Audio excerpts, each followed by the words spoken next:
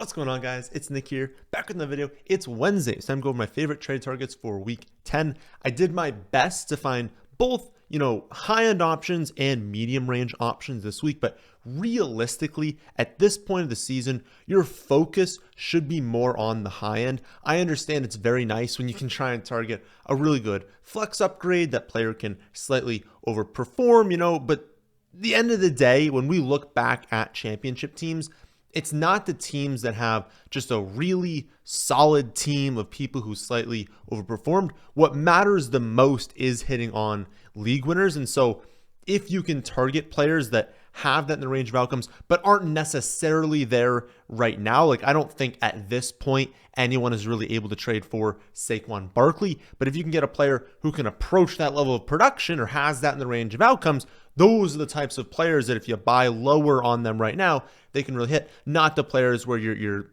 buying them as like a bench player. Maybe they can work their way into your flex spot. At this point of the season, that's just not as valuable. So let's start off at running back. We'll start off with Bijan Robinson. I think he's a top 10 running back rest of season. Definitely has the ceiling to be a top 5 running back rest of season. Last 3 weeks, touch counts of 24, 20, and 26, with the last 2 weeks, 7 receptions in each of the last 2 weeks. He had 26 touches in a positive game script this last week compared to 6 for Algier. That was the one big thing that had been tracking all season, was when Atlanta got up, it was Algier kind of closing out games. When Atlanta was down, it was Bijan getting a lot of receptions. But we saw last week that ending score was theoretically closer. But if you watch that game, they destroyed them. That it was not a game. At the end of it, it was not close. If they wanted to, they could have easily gone to Algier at the end of the game.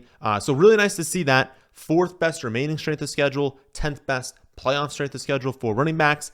I really think what happened was early in the season, he was just more hurt than they were letting on. Not hurt enough to miss time, but banged up enough to where they didn't want to extend his touches. When they did get up, they were like, listen, he's banged up. We're going to win this game. Just give Algier some touches. So I think now he's fully healthy. He's off the injury report.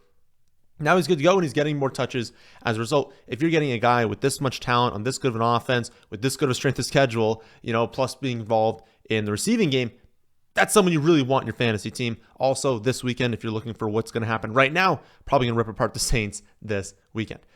Aaron Jones, after him, 6th in expected points per game on the season. He's been the 2nd most featured running back over the last 4 weeks and the single most unlucky running back in the NFL in terms of touchdown luck. He should be averaging around 0.4, 0.5 more touchdowns per game than he is. And, this isn't saying this is he's got a ton of expected fantasy points on a terrible team with a terrible quarterback. No, it's a good team with, I don't want to say an elite quarterback, but within the system, Sam Darnold, as we talked about to start the season, was going to be a good quarterback for this team. So that's not a concern. It really just is the touchdowns are flowing to other players. But when you're as featured as he is, he's always on the field in the red zone. He's going to get carries in the red zone. He's going to get receptions in the red zone as well. He truly is, actually is just getting unlucky with touchdowns. That can flip in his direction. That can make him, a top 5 running back for the rest of the season. Again, we're just looking for players who right now are not producing as top 5 running backs, but rest of season, they do have that in the range of outcomes. This week, he gets the Jaguars. That's an awesome spot. At Seattle in the fantasy semifinals. That's a great spot. 7th best remaining strength of schedule overall. And he's already had his bye, so you don't have to worry about that. Jonathan Taylor, after him. Flacco's not stealing goal line touchdowns. So that was the main concern, honestly, to start the season was, you've got Anthony Richardson. Anthony Richardson is hypermobile. Anthony Richardson is someone who they could use a touch push with. They could just have a lot of touchdowns on the ground flow through him. And so that limited the ceiling for Jonathan Taylor. Again, this is the theory as to why Jonathan Taylor wasn't a top 7 pick in fantasy, why he slipped into the second round I would say the second round in redraft leagues, definitely. Got to the 3rd round at times in best ball, but mostly was a 2nd round pick, right? But that's not going to happen anymore. Indy's also going to be way better rest of the season than they showed last week. I really thought they would lean more pass heavy. I don't know why they stuck with the ground game as long as they did, but obviously it wasn't going to work. Obviously it did not work. Then they just kind of couldn't get going after that. Did kind of work at times when they chose to throw the ball, chose to use 3 wide receivers, but it was very weird how they didn't do that as much as they should have. But regardless, they played a good defense last week. They're going to be better than that moving forward. 5th best remaining strength of schedule for running backs. And again, you kind of want to target running backs when they're coming off these terrible matchups, right? Is someone playing the Vikings? Is someone playing at Kansas City, right? Those are probably the 2 worst matchups you can have for a running back. If you look at the 4 weeks leading up to that, the yardage totals for Jonathan Taylor, 135, 135, 108, 117. His only threats are Trey Sermon and Tyler Goodson. Those are not real threats. They're not going to steal touches. Definitely not going to be put onto the field over him in the end zone or in the red zone. Like, listen, when they get inside the 10-yard line, it's Jonathan Taylor. Rest of the season, like the touchdown upside is absolutely immense. He's got a smash spot championship weekend at the Giants. So looking really good for him rest of season. And whenever you have Jonathan Taylor out there, he's going to come off one of his, because he has 30 touches in his range of outcomes, right? He could easily have 28 carries for 150 yards, 2 touchdowns, and for the next month, there's no way you can possibly trade for him. I think having the injury, having the poor game last week, it at least opens up the door for someone to be like, okay, I'm just really not in love with Jonathan Taylor this season, but he's healthy now. He's good to go. The yardage totals are there when he's not having, a bottom 2 matchup. I really think rest of the season, Jonathan Taylor, really good option to trade for. Last running back is Tyrone Tracy Jr. That's your cheap option. I think he's like a low-end running back too rest of the season. He's got the number 2 remaining strength of schedule. That's awesome to see, obviously. He is the 7th most featured running back over the last 4 weeks. Love seeing that. And last week was very encouraging. Remember, he has a concussion. I believe they did the Monday night game in week 8. And so it was like, okay, he's not going to play, right? Like no one really, it's very rare people recover from the concussion with a normal week. He had one less day, and then it was even later in that day. So it was like, oh, he's not going to return, right? But he does. But throughout the week, they're game planning, right? They're game planning on Wednesday, Thursday, Friday. They didn't know until I believe it was like Friday that he was actually going to play in the game. And he still had 17 touches, a 72% snap share. Again, despite them not knowing throughout the week if he was going to play, and it being a trailing game script against Commanders. Not like they won the game, right? 17 touches, 72% snap share. That's really strong usage for a running back, even in a bad game script. Next 5 weeks, versus the Panthers, bye. Versus the Bucs, at Dallas, versus the Saints, and then the fantasy playoffs start. So in terms of rushing efficiency allowed, those matchups rank 4th, then the bye, 6th, 1st, and 3rd. All 4 matchups are top 6 matchups for running back efficiency. And let's be honest, he looks awesome. Like, he looks absolutely fantastic, clearly the best running back. They're going to use him rest of season as a starter. He's set up exceptionally well. So if you're looking for a cheaper option, you can afford that buy, not this week, but the coming week. You can afford to take that on. And you're just looking for a running back that's going to be really strong in that running back 2 spot. You can't afford for running back 1. But you want to short that spot rest of season, try and make the playoffs. I think he's the one you want to go after. Wide receiver. I still think Nico and Mike Evans are like the top 2 studs. So if you're, budgeting for a wide receiver 1 rest of season, but you're not trying to pay for Justin Jefferson, for Jamar Chase, for CeeDee Lamb, I think, again, Nico's going to be tougher. We talked about him last week. Last week was probably the time you wanted to go after him. But if someone is still concerned with Nico, if maybe it does take him another week. Like, they have not confirmed yet that Nico is playing. At least I have not seen that yet. Maybe it happens today as I'm editing this video. But they've not confirmed he's going to play yet this week. There's a chance people are a little bit concerned about him. There's a chance people are concerned about Mike Evans coming off the injury. If these 2 are healthy when they return rest of season, each of them are league winners. Nico will be a league winner, probably the most valuable wide receiver in all fantasy. Mike Evans will probably be a top 5 wide receiver. Like, that's how valuable he can be rest of season if he gets healthy. So I think, especially if you have a really good team, it is worth giving up a lot to get these 2, because they can be the guys where you walk in to the fantasy semifinals, the fantasy finals, and you're sitting there expecting a $120 and 2 touchdowns from these guys. And that's just not something we've seen from wide receiver this season. Running backs have dropped nukes. We've got some running backs who are having exceptional seasons. Not really the case at wide receiver. So if you've got someone who's capable of that, you might just steamroll your opponent at wide receiver. And if you've got a good team right now, it's probably because you hit on running back. So I think it's the best way to kind of build a championship team, targeting those two. Again, comes with risk. They're coming off major injuries. I don't want to say major injuries, but injuries that have a chance to be re-injured, right? You could see either one of them return, play one quarter, go out with an injury and miss a couple more weeks. That is in their range of outcomes as well. So it's not, it's not like safe to do it, but we know that if it hits, it's league winning, and sometimes kind of have to just make that decision. Cheaper ones, though. Ones you can actually afford, maybe, that can really outproduce, really be, I would say right now you're acquiring them as more flex plays, and I think they can be wide receiver 2 as rest of the season. First up, Lad McConkey. Again, I easily think he has wide receiver 2 upside rest of the season. He's got a positive rest of the season strength of schedule. And the Chargers have been a lot more pass heavy post-bye, which also coincides with the foot injury for Herbert. Remember, he had the foot injury in camp, start the season, averaging 22.8 pass attempts per game before the bye. But then after the bye, he's kind of off the injury report. He looks healthy. 33 pass attempts per game post-bye. And we always want to look at what teams do during their bye. It is the, easiest time for teams to game plan, easiest time for them to look back at the season and be like, what is working? What is not working? Where do we want to go from here? You can't really do that each week because you're game planning for the opponent. It's tougher to make, seismic shifts in your philosophy on a week-to-week basis because you don't have that much time. But post-bye, you have that time during the bye to set yourself up in what you want to do rest of the season. And it looks like the Chargers want to be pass-heavy rest of the season, coinciding with Herbert getting more healthy. Over that time, Lad is the wide receiver 16 in usage. As per Scott Barrett, he's led all Chargers wide receivers in every single game since week 3 in target share. He was a prospect we were very, very excited about. I really do think he's set up for just like a monster second half of his rookie season, which is also a time where rookie wide receivers typically have their breakouts. I really like Lad rest of season.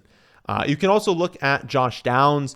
I think, again, flex value right now is kind of where he's priced at. I think wide receiver 2 upside with Flacco at quarterback. 28% target share with Flacco this season, leads all wide receivers in catchable targets per game with Flacco when he's starting. I think it's over 8. It's like 8.3 catchable targets per game, which is nuts, right? Like, think about that number in your mind. Like, if he just catches all his catchable targets, he's looking at 8 or 9 receptions per game. That is crazy.